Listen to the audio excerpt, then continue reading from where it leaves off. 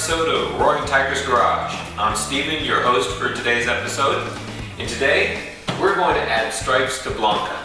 We're going to use a Martini-inspired color scheme, and we're going to go through all the details on how to install these stripes. Like any other job, preparation is everything.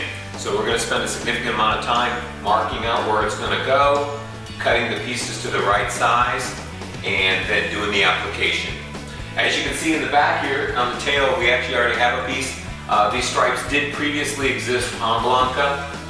Took them off so that we put a clear broad system on by Expel. And so now I'm putting the stripes back on. Here we go. So to get started, we've got our stripes, our graphics. And what we'll do is we'll kind of trim them to length. We're going to leave a little extra at each end because you're going to want to be able to tuck them up underneath the edges of the hood, or for this piece here, it's going to tuck up underneath this rubber right here. See how that pops out like that? And then also in here, the roof is actually the most difficult because I've got to put 3 pieces on here. And they're all going to be split and have to get tucked down in all of the moldings. You're going to need masking tape so that when you measure it, you can kind of mark where it's ready to go, so that when you actually put the stripe down, you just got to put it down and you don't have to measure where it goes because you've already marked it. We're going to measure using a fabric measuring tape. Steal it from your mom who used to sew. That's where you get these things. These are nice because it doesn't scratch up your car.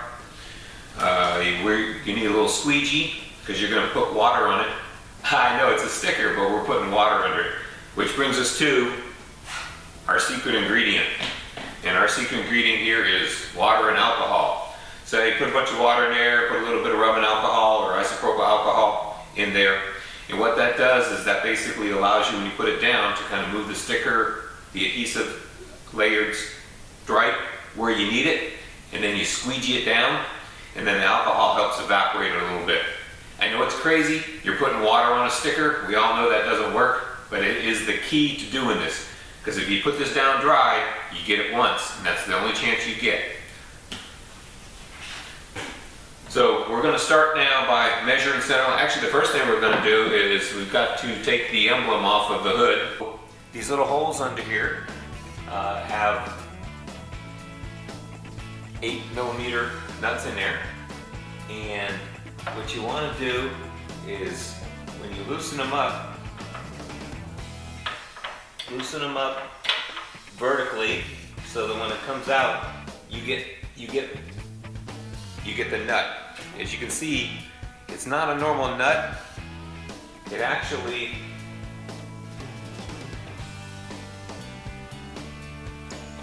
pull it out here so I can show you. There's not really any threads here, and it basically just cuts into this post a little bit. So when I'm telling you this, because when you go to put it back on, only put it on snug enough so that it snugs up. Don't try to tighten it like it's got regular threads, because it doesn't. All right, these are expensive, don't break them. They'll cost you $70 to $100 to replace that. The emblem has been removed from the hood. We've laid out the stripe here, enough overlap at the end there that you can tuck it up underneath here. And now I'm going to mark this somewhere so it's got about a 1/4 inch to 3/8 inch overlap. It's longer. This is curved, so it's longer on the edges. So what I'm going to do is just mark it about a 1/2 inch longer. You can always make it shorter, you can't make it longer, right? So what we demonstrated here is a couple of different techniques to find center line.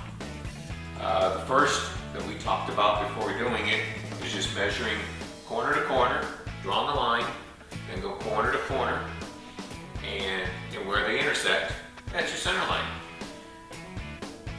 Make sure you use the same side of the tape measure. In this case, I used the upper side, the side that was on towards the windshield. If you use a different side of the tape measure, you're going to be off. Right? Then I placed a piece of tape down here that was kind of, I eyeballed it to be from this point to that point over there, so I could put some marks on it. Then it happened to be close enough to these 2 holes here that I could measure and mark the center line there, and I marked the center line here. Then I put a piece of tape here, and I just kind of eyeballed, because there's a feature here in this air dam that allowed me to eyeball that center. I'm going to come back to that in a second. And I did the same thing up here. I put a piece of tape up here, and I kind of eyeballed it from this antenna line here. Now, just eyeballing is not good enough. So then you measure from the corner here to there, come up with a measurement, measure from there to there. If it's off, then you got to move your line, bump your line over a little bit. You can just remark it because you've got lots of room with the tape. And you just basically measure back and forth till they're exactly the same. Same thing down there. Pick a point, measure center, back and forth. I got really lucky. I did this one by eyeball, it was dead on. And down here actually worked out very well as well. So now I have a center line. I can draw a center line from here down to there. So probably what I'm going to do now is I'm going to put a piece of tape from there to there. I'm going to draw a center line on it. Then I'm going to measure the width of my stripe, and then I'm going to put tape on either side of that center line so that when I drop this on here later, it'll set right between the pieces of tape.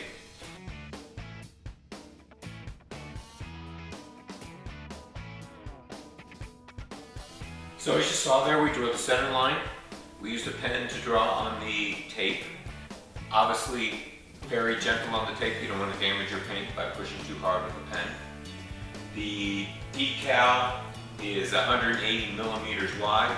I chose millimeters because it actually works out a lot more even with millimeters than it did trying to do it in inches, so I use millimeters. And so I needed to go 90 millimeters of each side of the center line and mark the sides. So as you see here, I have a 180 millimeter wide path down there that's pretty much going to lay the decal down. Now I know you mathematicians out there are saying, hey Steve, when you mark your 90 millimeters in each side, in order for that to be the right length, you got to be square to the line, which technically you're correct. And as you probably saw on some of the places, I actually pulled a straight line all the way across from a known body line. But in some places, like right here, I didn't have a body line. Truth is, now I have a path, I have a runway here in which to lay my stripe. The stripe isn't going to twist and flex, so it's not like it's going to curve on the way up there. So at this point, I just got to guide it as best I can between my little runway lights here and squeegee it out, and she's going to be fine. And unless you get some geeks coming over with rulers, they'll never know if it's off. And it probably won't really be off enough that anybody would measure or notice. So that process is done there. We're going to repeat the process up here on the roof, and then we'll start talking about putting the sticker on.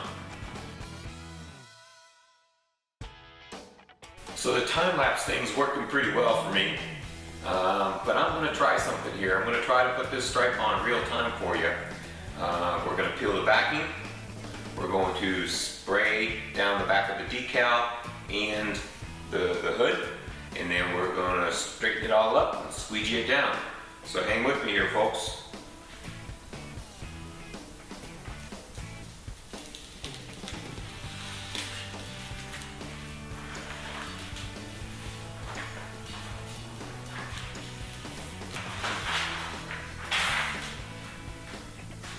Now I also know y'all are astute enough to realize that I've been doing this by myself tonight.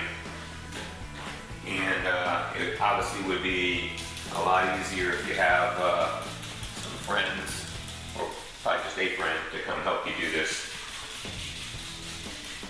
You don't want to get your decal all messed up. There we go, sprayed. See, it's just water. Don't be afraid of it.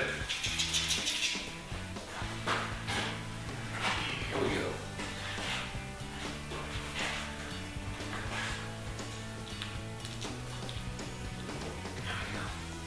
So now we have this kind of unique situation because this decal has this paper backing on it, but we put the blue tape to what we call the limits of our decal. So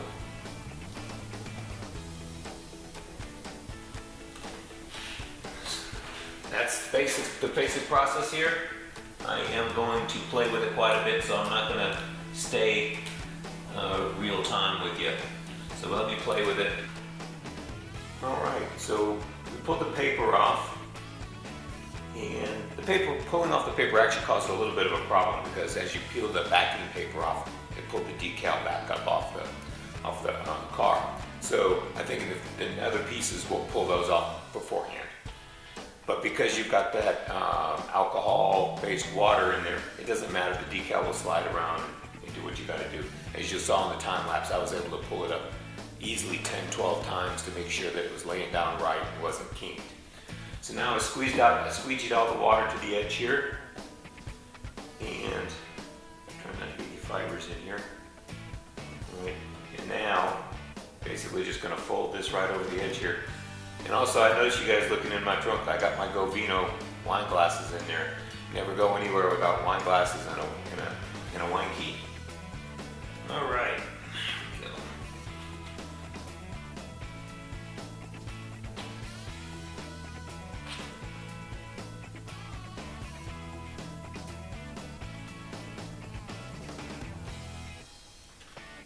Basically work it over the edge.